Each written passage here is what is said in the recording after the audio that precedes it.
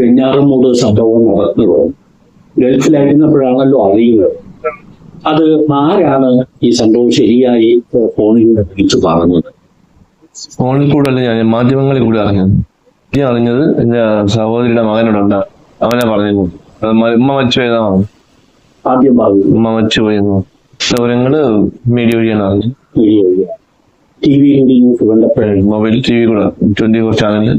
ആ സമയത്ത് ജോലി ഉണ്ടായിരുന്നില്ല. ഇല്ല ജോലി ഇല്ലാതെ ജോലി നഷ്ടപ്പെട്ടത് വാർത്തകൾ പറയുന്ന ഏകദേശം 7 വർഷമായി ജോലി നഷ്ടപ്പെട്ടു. ജോലി നഷ്ടപ്പെട്ടിട്ടില്ല. കൊറോണയ്ക്ക് ശേഷം ബിസിനസ് ആയിരുന്നു, സാമ്പത്തികമായി പിന്നോട്ടായിപ്പോയി. ബിസിനസിൽ പരാജയം വന്നു കൊറോണയ്ക്ക് ശേഷം. അതാണ് നമുക്ക് വീട്ടിലേക്ക് സാമ്പത്തികം അയക്കാൻ കഴിയാവുന്നത്. അല്ലല്ല, സാമ്പത്തികം ഞാൻ അയക്കുന്നുണ്ടാവും. അതിനുശേഷം 1 മാസം അയച്ചിട്ട് പിറ്റേ മാസം ഇരട്ടിയായിട്ട് അയച്ചു കൊടുക്കും. എത്ര രൂപ അയക്കും? വീട്ടിലുള്ള പൈസ അയക്കും. പിന്നെ ഇപ്പൊ ലോണൊക്കെ ഉള്ളതുകൊണ്ട് ഇപ്പൊ കിട്ടുന്നതനുസരിച്ച് ബിസിനസ് ലാഭം കിട്ടുന്നതനുസരിച്ച് അയച്ചു കൊടുക്കും. ഞാൻ മനസ്സിലാക്കിയത് ഈ കോവിഡിന് മുമ്പ് മാസം തോറും 1 ലക്ഷം രൂപ വരെ വീട്ടിൽ ചെലവിന് അയച്ചുകൊണ്ട് ഒന്നല്ല, അതിന് കൂടുതൽ അയച്ചിട്ടുള്ളൂ. 2-3 ഒക്കെ അയച്ചിട്ടുള്ളൂ. അപ്പൊ ഈ അയക്കുന്ന ഇത്രയും തുകയാണെങ്കിൽ അത് മിച്ചം വെക്കുകയോ ഒക്കെ എന്തായിരുന്നു? നമുക്ക് മിച്ചം വെപ്പം അങ്ങനെ ഇല്ലായിരുന്നു. കാരണം നമുക്ക് ഈ ലോൺ ഉള്ളതുകൊണ്ട്, വീട് വയ്ക്കാൻ വേണ്ടി ലോൺ എടുത്തായിരുന്നു സെൻട്രൽ ബാങ്കിൽ.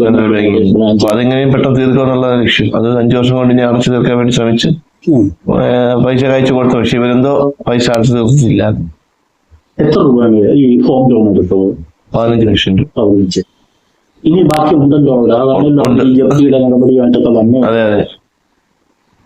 ശരിക്കും വീട്ടിൽ വന്ന് ബാങ്ക് അധികൃതർ ജപ്തിയുടെ കാര്യം പറഞ്ഞതും ഈ ഷമിയെയും അപ്പാനെയും ഒരുപാട് ബുദ്ധിമുട്ടിച്ചു, വേദനിപ്പിച്ചു. സാമ്പത്തിക ബുദ്ധിമുട്ട് വരാൻ കാരണം ഈ ചില മാധ്യമങ്ങളൊക്കെ പറയുന്നത്, ചില റിപ്പോർട്ടുകൾ ആർഭാട ജീവിതം ഉണ്ടായിരുന്നു, അതുകൊണ്ടുള്ള സാമ്പത്തിക ബുദ്ധിമുട്ടെന്നാണ്. അങ്ങനെ തോന്നിയില്ല. അങ്ങനെ എനിക്ക് ആർഭാട ജീവിതമായിട്ട് തോന്നിയിട്ടില്ല. പിന്നെ ഒരു ആഹാരം മാറ്റി കഴിക്കും, പുറത്തുനിന്നുള്ള ആഹാരം മാറ്റി കഴിക്കുക. അപ്പൊ ഈ ബൈക്കും കാറും ഒക്കെ ഈ സാമ്പത്തിക ബുദ്ധിമുട്ടിനിടയിലും വാങ്ങി എന്നുള്ളത് പറയുന്നുണ്ടല്ലോ. ഞാൻ അല്ല, അവന് അവന്റെ പൈസക്കൊന്നും വാങ്ങിച്ചല്ല. ഈ ലാസ്റ്റ് കണ്ട വണ്ടി അവന്റെ പൈസക്ക് വാങ്ങിച്ചിട്ടുള്ളൂ. ബാക്കി ബുള്ളറ്റ് ഞാൻ കൊടുത്തതാണ്. കാറ് എന്റെ പേർക്കുള്ളതാണ്. ശേഷം അപ്പാനെ ഇനി കാണേണ്ടതില്ല എന്നൊക്കെ പറഞ്ഞതായിട്ട് കണ്ടില്ല. മനസ്സിപ്പോഴും അങ്ങനെ ഒരു തോന്നലിൽ തന്നെയാണോ? തീർച്ചയായിട്ടും അങ്ങനെ തന്നെയായിരുന്നു. കാരണം മക്കൾ രണ്ടും എനിക്കുള്ളത് തന്നെയായിരുന്നു. രണ്ടുപേരും നഷ്ടം അങ്ങനെ കണക്കാക്കുന്നത്. അങ്ങനെ എന്തെങ്കിലും പിതാവെന്നുള്ള നിലയിൽ എന്തെങ്കിലും തോന്നിയിട്ടുണ്ട്? ഇല്ല, അതിനെക്കുറിച്ച് ആർക്കും മോശമഭിപ്രായം എനിക്കുമില്ല. നല്ല കുട്ടിയായിരുന്നു. പഠിക്കാൻ അത്ര പഠിക്കാനല്ലെങ്കിലും അവൻ പഠിക്കുമായിരുന്നു. ഇനി എപ്പോഴായിരിക്കും ഈ അപ്പാൻ ഇങ്ങനെ ഒരു മാറ്റം വന്നതും, ഇങ്ങനെ ഒരു കാര്യം ചെയ്യാൻ പ്രേരിപ്പിച്ചത്? നമുക്കറിയത്തില്ല. നമ്മളോട് നിൽക്കുന്ന ആളല്ലേ, നാടിടുന്ന ആളല്ലേ. അതെന്താണ് സംഭവിച്ചത് എനിക്ക് അറിയത്തില്ല. സംസാരിക്കും ഏറ്റവും അവസാനമായിട്ടൊക്കെ സംസാരിച്ച് നമ്മൾ വസ്തു വയ്ക്കുന്ന കാര്യം സംസാരിച്ചത്. അതാണ് സംഭവം നടക്കുന്നത്. എത്ര നാൾ മുമ്പാണ്? 1 ആഴ്ച ആയിരിക്കും. ഈ വൈഫുണ്ടല്ലോ ഷെമി അപ്പാനെ വിളിച്ചെന്തെങ്കിലും പരാതി എപ്പോഴെടുക്കാറുള്ളൂ? ഇല്ല. ഈ അപ്പാന്റെ ഈ അഫെയർ ഉണ്ടല്ലോ, ലവ് അഫെയർ ഫർസാനയുമായിട്ടുള്ള, അത് അറിയാമായിരുന്നു? അറിയാം. അത് ഷെമി പറഞ്ഞാണോ അറിഞ്ഞത്, അതോ രണ്ടാളും പറഞ്ഞു? മോനും പറഞ്ഞു. അപ്പനെന്തോ അപ്പന് പറഞ്ഞ എന്താണ്, എനിക്ക് സ്നേഹമുണ്ട് ഉണ്ടായിരുന്നു, അത് ഓർമ്മയുണ്ടോ? അല്ല, ഇങ്ങനെ പറഞ്ഞത് ഞാന് എന്റെ സഹോദരന്റെ മോളെ പറഞ്ഞു, ഇൻസ്റ്റാഗ്രാമിൽ ഫോട്ടോ കിടക്കുന്നു പറഞ്ഞു. അവനൊരു പെണ്ണുകൂടെ നിൽക്കുന്നത്. അപ്പൊ ഞാനത് അവരോട് ചോദിച്ചിട്ട് ആളൊരു ഫോട്ടോ ഇട്ടേന്ന് ആരാണെന്ന് ചോദിച്ചു. അപ്പൊ അതിന്റെ കൂടെ പഠിക്കുന്ന ആളെന്ന് പറഞ്ഞു. അപ്പൊ സഹോദരൻ അങ്ങനെ ചിന്തിച്ചോളൂ, മറ്റൊന്നും അറിയത്തില്ല.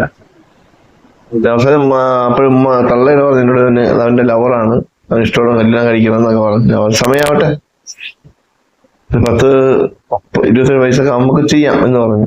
കുഴപ്പമില്ല, അത് സമ്മതിച്ചതാണ്. ഫർസാനയുടെ വീട്ടുകാരുമായിട്ട് ഈ വിഷയം നിങ്ങൾ തമ്മിൽ? ഇല്ല. അവർക്കും അത് അറിയാമായിരുന്നു എന്ന് അറിയാമായിട്ടുണ്ടാവണം. ഇന്നലെ ഉറങ്ങാത്തതുകൊണ്ടാണ്. അതെ, ഉറക്കം കുറവാണ്. ഉറക്കം വളരെ കുറവ്. ഈ സംഭവത്തിന് ശേഷം രാത്രി ഉറക്കം തീരെ കുറവാണ്. ചെറുതായി ഉറക്കം വരും. ഇപ്പൊ താമസിച്ചത് ഈ സംഭവത്തിന് ശേഷം താമസിച്ചത് ബന്ധുക്കളുടെ വീട്ടിലാണെന്ന് പറഞ്ഞു. അതെ, അതോ നമ്മുടെ കുടുംബ വീടാണ്. കുടുംബമാണെങ്കിൽ ജ്യേഷ്ഠന്റെ മകൾക്ക് കൊടുത്തതാണ് അവിടെ താമസം. അവിടെയാണ് ഉമ്മയുടെ സംഭവം നടന്നത്. അതെ അതെ അതെ, ജ്യേഷ്ഠന്റെ മകൾക്കാണ് അവകാശം കൊടുക്കും. അതെ അതെ. അവസാനം പോലും എന്താണ് സംഭവിച്ചത് അവന് മാത്രമേ അറിയാവൂ, നമുക്ക് ആർക്കും അറിയത്തില്ല. അറിയാവോ?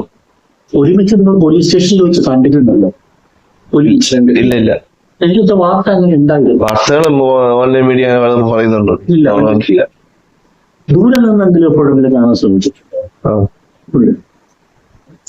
ഞാൻ കണ്ടായിരുന്നു. കണ്ടോ? മകൻ തിരിച്ചു കണ്ടു. എന്തൊരു നമ്മൾ കണ്ടു. ഇപ്പൊ ഭാര്യയുടെ സിറ്റുവേഷൻ എന്താണെന്ന് പറയാൻ മാനസികമായിട്ടുള്ള പ്രശ്നമാണ് ഇപ്പോഴും അപ്പാൻ അത് ചെയ്തു എന്ന് പറയുന്നില്ല. അല്ല, അപ്പൊ ചെയ്താൽ സമ്മതിച്ചു. 3 പേരും കൂടി ഈ ഒരുമിച്ച് സൂയിസൈഡ് ചെയ്യാൻ തീരുമാനിച്ചു എന്ന് പറയുന്നത് ഇല്ല, അങ്ങനെയൊന്നും തീരുമാനമൊന്നുമില്ല. ഇല്ല ഇല്ല, അങ്ങനെ തീരുമാനമൊന്നും ഇല്ലായിരുന്നു. ഈ ഷെമി പറയുന്നത് അന്നത്തെ ദിവസം എന്താണ് നടന്നതെന്ന് പറഞ്ഞിട്ടുണ്ടോ? ഇല്ല ഇല്ല, കൊച്ചുമോൻ സ്കൂളിൽ വിട്ടിട്ട് വന്നിട്ടുള്ള പിന്നെ ഒരു കാര്യം ഓർമ്മയില്ലെന്ന് പറയണം. ഓർമ്മയില്ല. താമസം എന്നുള്ളതിനെ കുറിച്ച് താമസിക്കാൻ തൽക്കാലം സ്ഥലമില്ല. എന്താ ആരെങ്കിലും സാധനങ്ങളെ വീട്ടിൽ പോയി കഴിയുക എന്നുള്ളതാണ്. അവരൊക്കെ ഇപ്പോഴും സപ്പോർട്ട്. ഷെമിയുടെ കാര്യത്തിൽ അവർക്ക് മറിച്ചൊരു തീരുമാനം. അതെ, ഭർത്താവ് എന്നുള്ള നിലയിൽ എന്താണ് തീരുമാനം ഷെമിയുടെ കാര്യം? അല്ല, ഷെമി ഞാൻ സംരക്ഷിക്കാന്നുള്ളതാണ്. സംരക്ഷിക്കാൻ മറ്റാരും നോക്കാനില്ല, ഞാൻ സംരക്ഷിക്കുക. മരിക്കുന്നവർ ജീവിക്കുക എന്നുള്ളതാണ് തീരുമാനം. ജീവിക്കുക എന്നുള്ളതാണ്. ഈ സാമ്പത്തിക കാര്യത്തിൽ ഇവരെ ചൂഷണം ചെയ്തിട്ടുണ്ട്. സംഭവിച്ചിട്ടുണ്ടോന്ന് അറിയത്തില്ല. അങ്ങനെ പോലീസ് അന്വേഷിക്കുന്നുണ്ട്, അപ്പോഴറിയാൻ പറ്റും. ഇനി ഗൾഫിലേക്ക് ഇല്ല ഇല്ല, നാട്ടിൽ തന്നെ തീരുമാനം. ആ വീട് ഇപ്പോഴും കൂട്ടിയിട്ട്. അതെ, നമ്മളെ 24 ചാനല് വീട് തരാമെന്ന് പറഞ്ഞതായിട്ട് വാർത്ത എങ്കിലൊക്കെ ഫോണിലൊക്കെ വിളിച്ച് ബന്ധപ്പെടുന്നുണ്ടോ? ബന്ധുക്കൾ അല്ലാത്ത പല കേരളത്തിൽ നിന്ന് പല ഭാഗങ്ങളിൽ നിന്ന് ആൾക്കാർ വിളിക്കാറുണ്ട്, ക്ഷേമം അന്വേഷിക്കാറുണ്ട്, സമാധാനപ്പെടുത്താറുണ്ട്, എല്ലാം ഒരുപാട് പേരുണ്ട്.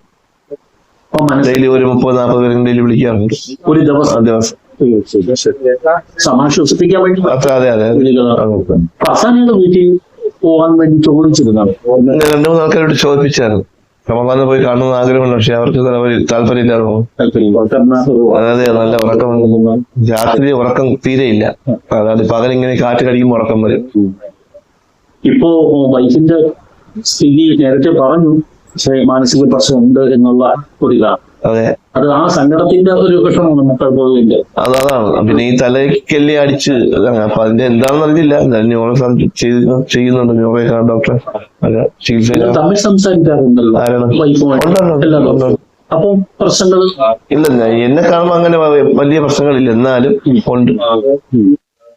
വെഞ്ഞാറമൂട് കൂട്ടക്കൊലയെ തുടർന്ന് ഏറ്റവും കൂടുതൽ സങ്കടം അനുഭവിക്കുന്ന റഹീം എന്ന സാധു മനുഷ്യനാണ് ഇത്.